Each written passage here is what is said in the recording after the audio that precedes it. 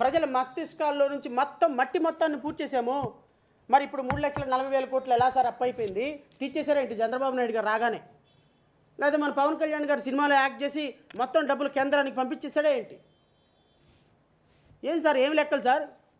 19లో 20లో 2 తీస్తే 20లో 19లో 1 తీస్తే 2 ఉంటాయంట మన బాబు చెప్తున్నాడు. అలాగా ఇది ఒక దురదృష్టకరమైనటువంటి పరిస్థితుల్లో ఆంధ్రప్రదేశ్ రాష్ట్రం ఫైనాన్షియల్ లాస్, పొలిటికల్ లాస్, ఇంకా law and order, lawlessness, what not, Andhra Pradesh రాష్ట్రంలో ఒక రూపాయి పెట్టుబడి పెట్టడానికి ఎవరు వస్తారు? ఇవన్నీ వదిలేస్తే రాష్ట్రంలో జరుగుతున్నటువంటి పరిస్థితులు, ఒక పక్కేమో నో కంపెనీస్, ఇంకో పక్కేమో నో ఎంప్లాయ్మెంట్, ఇంకో పక్కేమో రెడ్ బుక్ రాజ్యాంగం. I'm very sorry to say, what is a red book రాజ్యాంగం? I don't understand. అరే, who are you? Nara Lokesh అనేటువంటి ఒక వ్యక్తి ప్రాబబ్లీ ఆయన 5 సంవత్సరాల్లో ఇబ్బంది పడి ఉండొచ్చు, మీ నాన్నగారిని అరెస్ట్ చేసి ఉండొచ్చు. But that does not mean మీరు లీగల్గా మీ మీద పెట్టినటువంటి కేసుల్ని లీగల్ ప్రాసెస్లోనే మీరు వాటిని ఎదిరించాలి తప్ప, మీ ఇష్టం వచ్చినట్టు మాకు చట్టం ఉంది కదా, మా చేతిలో మేము చుట్టంగా మార్చేసుకుంటాం, మా ఇష్టం వచ్చినట్టు కేసులు విత్డ్రా చేసుకుని రద్దు చేసుకుంటామంటే అది కాన్స్టిట్యూషన్ ఎలా అవుతుంది? అది ఒక లా ప్రొసీజర్ ఎలా అవుతుంది? అది ప్రజలకు ఇచ్చినటువంటి ప్రజాస్వామిక పరిపాలన అందిస్తామని ఏ విధంగా అవుతుంది? ఈరోజు మీ దగ్గర అధికారం ఉంది నారా లోకేష్. నేను నారా లోకేష్ గారికి కూడా చాలా వినయపూర్వకంగా ఆయన్ని కూడా నేను రిక్వెస్ట్ చేస్తున్నా, దయచేసి మీరు రెడ్ బుక్ రాజ్యాంగం అనేటువంటి సంస్కృతిని ఈ రాష్ట్రంలో తీసుకురావటం, కొనసాగించడం మంచిది కాదు సార్. నేను కూటమి ప్రభుత్వంలో ఉన్న ప్రతి ఒక్కరికి చెప్తున్నా, పవన్ కళ్యాణ్ గారికి కూడా నేను హంబుల్గా రిక్వెస్ట్ చేస్తున్నా, చంద్రబాబు నాయుడు గారు కూడా హంబుల్గా రిక్వెస్ట్ చేస్తున్నా, ఈ రాష్ట్రం అంటే ప్రేమ ఉన్నటువంటి వ్యక్తిగా, ఒక ఫార్మర్ జడ్జిగా, ఒక 38 సంవత్సరాలకే ఒక ఉద్యోగానికి రిజైన్ చేసి ఈ రాష్ట్రంలో ప్రజల కోసం ఎంతో కొంత చేయాలి, రాష్ట్రంలో ఆంధ్రప్రదేశ్ రాష్ట్రం భారతదేశంలోనే ఒక గొప్ప రాష్ట్రంగా ఫైనాన్షియల్గా ఆర్థిక పరంగా గొప్పగా ఎదగాలని ఆశించేటువంటి మొట్టమొదటి వ్యక్తిని నేను. ఈ రాష్ట్ర ప్రజల పట్ల, రాష్ట్రంలో ఉన్న యువత పట్ల, రాష్ట్రంలో ఉన్న రైతుల పట్ల, ఎందుకంటే అమరావతి ప్రజల కోసం గత ప్రభుత్వంలో నేను ఫైట్ చేసినంతగా మరొకరు ఫైట్ చేయాలి. అరెస్ట్ అయ్యాను, ప్రాణాల మీదకి తీసుకొచ్చుకున్నా కూడా పోరాటం చేశాం. బికాస్ రైతు అనేటువంటి వ్యక్తి అన్నం పెట్టాలి అంటే మనం రైతు ఫైట్ను ఫైట్ చేయాలి. మీ నాన్నగారు చంద్రబాబు నాయుడు గారు అరెస్ట్ అయినప్పుడు ఈ రాష్ట్రంలో చంద్రబాబు నాయుడు గారి కోసం ప్రాణాలకు తెగించి మీ తెలుగుదేశం కార్యకర్తలు పోరాడితే చట్టాన్ని రక్షించడానికి మేము మా ప్రాణాలకు సైతం లెక్క పెట్టకుండా ఆ రోజు పోరాటం చేశాం. మా పార్టీ తరఫున సపోర్ట్ చేసినాం. నారా లోకేష్ గారు, మిమ్మల్ని నేను పర్సనల్గా వచ్చి మీ నాన్నగారు అరెస్ట్ అయినప్పుడు మీకు సంఘీభావం తెలిపిన మొట్టమొదటి వ్యక్తిని నేను. ఈ రాష్ట్రంలో గత ప్రభుత్వంలో జరిగినటువంటి కొన్ని విధ్వంసాల మీద నిరంతరం పోరాటం చేసిన వ్యక్తిని.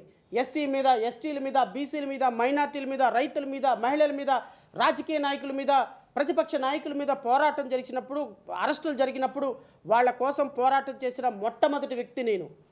అలాంటి వ్యక్తిని నేను మీకు చిన్న సలహా ఇస్తున్నాను సార్. ఈరోజు మీరు తీసుకొచ్చినటువంటి రెడ్ బుక్ అనేటువంటి కాన్సెప్ట్, ప్రతిరోజు ఒకరిని అరెస్ట్ చేసుకుంటూ వెళ్ళిపోయేటువంటి కాన్సెప్ట్, ప్రతిరోజు వైఎస్ఆర్సీపీ నాయకుల మీద మీరు ప్రయోగిస్తున్నటువంటి విషపూరితమైనటువంటి ప్రయోగాలు, గుర్తుపెట్టుకోండి, తెలుగుదేశం పార్టీ అంతానికి మీరు వేసుకుంటున్నటువంటి ఇటుక అని మాత్రం గుర్తుపెట్టుకోండి. ఎందుకంటే కత్తి పట్టినవాడు కత్తితోనే పోతాడు. ఇది నేను చెప్పింది కాదు సార్, ఇది నేను చెప్పింది కాదు, పురాణాల నుంచి మనకు వస్తున్న నీతి. మీరు బాబాసాహెబ్ అంబేద్కర్ రాజ్యాంగం పట్టుకోండి పుస్తకం, మిమ్మల్ని అది కాపాడుతుంది. లేదు మేము రెడ్ బుక్ పట్టుకుంటాం, మేము కత్తి పట్టుకుంటాం, కనపడిన వాళ్ళ లోపలేసేస్తాం, ఎస్పీలని, సిపిలని, పోలీసుల్ని, ఎంఆర్ఓల్ని, కలెక్టర్లు మొత్తాన్ని వాడుకుంటాం, వాళ్ళందరినీ రాజకీయంగా వాడుకుంటామంటే గుర్తుపెట్టుకోండి, 2028 పెద్ద దూరం ఏం లేదు సార్, 50 సంవత్సరాలు ఏం లేదు. మీరు కళ్ళు మూసుకొని గిర్రమని ఒకసారి తిరిగి వచ్చారంటే 2028 వచ్చి ఆగుద్ది. 2028లో ఈ ప్యాషన్తోనే మీరు వెళితే మీరు అనుకోవచ్చు, ఏముందిలే ఎవడో శ్రావణ్ కుమార్ చెబితే ఏమైద్ది, శ్రావణ్ కుమార్ చెబితే ఏమన్నా ఆకాశం బీదపడుద్దా? ఏం పడదు. 144 సీట్లు మాకేమీ కాదు. మా అమ్మ ఆకేమవుద్దండి, ఎవరైనా అనుకుంటే మాకేంటి, ప్రజలు మా వైపు ఉన్నారు. మాకు 164 సీట్లు ఉన్నాయి. మా వెనక పవర్ స్టార్ పవన్ కళ్యాణ్ ఉన్నాడు. మా వెనక కొన్ని కోట్ల రూపాయలు కుమ్మరించగలిగిన పారిశ్రామికవేత్తలు ఉన్నారు. మా వెనక కేంద్ర ప్రభుత్వమే బీజేపీ ఉందని. నేను చిన్నవాడినే కావచ్చు, లేకపోతే నాకు మీకు చెప్పే స్థాయి ఉందో లేదో నాకైతే తెలియదు. కానీ నేను ఒక మాట చెప్తున్నా, 151 సీట్లు నాకు ఉన్నాయి.